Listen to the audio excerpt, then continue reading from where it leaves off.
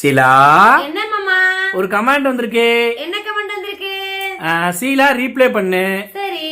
CV5ல CV5ல சசிகலா, சரி.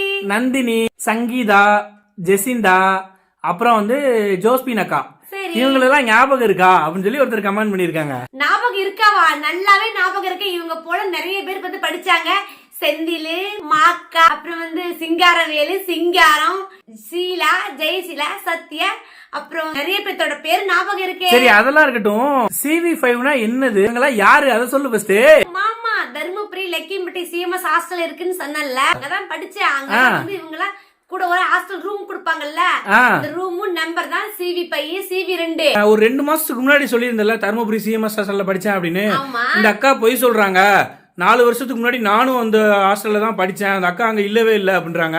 அட பாவியா, நான் படிச்சு 20 வருஷமே ஆயிடுச்சுடா. நீ இப்ப 4 வருஷத்துக்கு